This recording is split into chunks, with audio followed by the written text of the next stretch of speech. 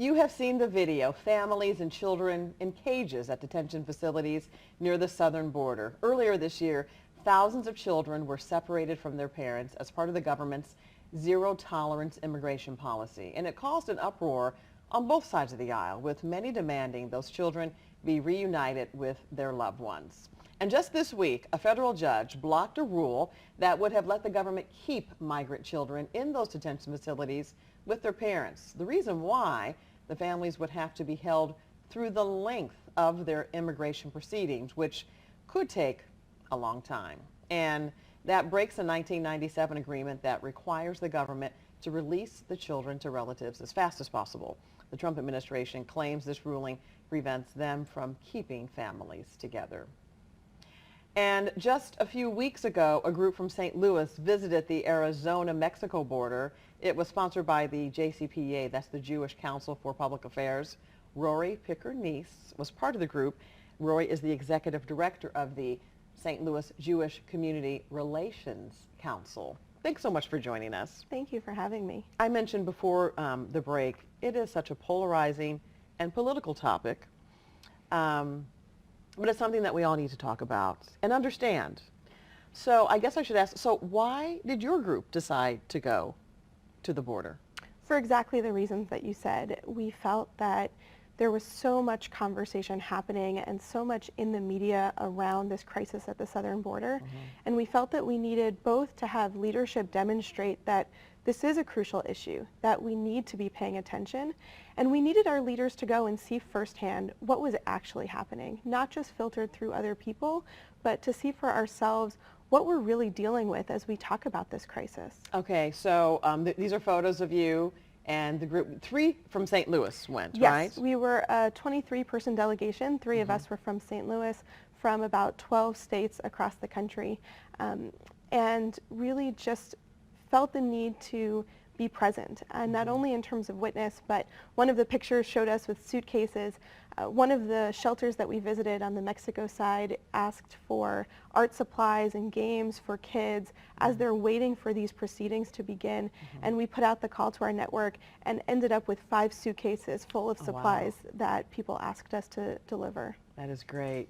You did not go to a detention facility. You visited a number of shelters, right? Yes, we visited. What is the difference there then? So the shelters that we visited one on the Mexican side and one on the Arizona side. The one on the Mexican side was for families who some were from Mexico, others were from other countries, mostly Central American, although some they mentioned were from Europe and even Africa, who had made their way to the Mexican border to apply for asylum at the border.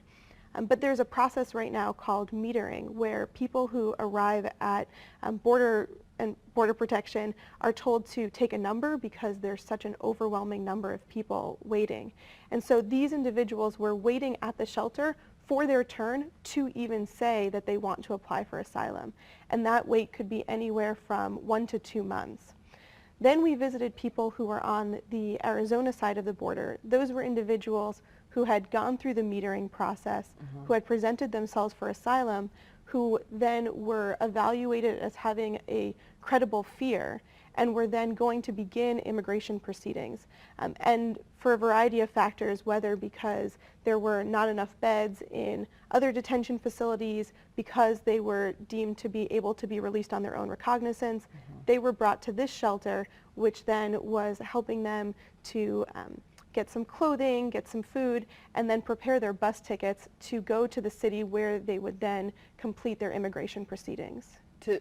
Listening to what you're just saying, it sounds like so much going on that it's almost like no end in sight. So on this fact-finding mission, what is your takeaway? Most of my takeaway right now is just the heartbreak of it all. But to really try to understand more deeply that as we talk about this complicated system, everything that we've just talked about is all within the legal system of applying for asylum in the United States. We also did visit a courthouse where we saw Operation Streamlining, individuals who were caught crossing the border illegally, who were arrested, put into criminal court, and then within really 1 to 9 days were being processed for this criminal charge of entering the country illegally, and then sent to deportation hearings. The people that we saw who are trying to apply for asylum are trying to enter this country legally.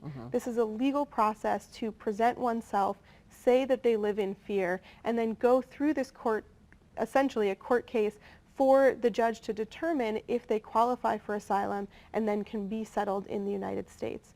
So as we talk about what's happening at some of these detention facilities, as we talk about the crisis at the border, these are not people that are trying to enter illegally. This is a legal process that has just become overwhelmed because of climate change, violence, government instability in these other countries. Okay, we only have literally like 20 seconds left. So what, moving forward, what does your group want to do, and what do you hope will happen? Well, first we're starting with education. We have a number of programs to help people learn more about what's happening and learn ways to get involved, trying to support the people who are here and people who are in that process of getting resettled. I hope that we could have a way to have this conversation better, to really understand the needs and to recognize that we have something to contribute in either solving these crises within these countries or in helping people build a better life in this country. Well, thank you so much for sharing your trip, and you know, there's a lot ahead that needs to be done. Most Absolutely. definitely. Okay. Thank you. Thank you so much, Rory, and we will be right back.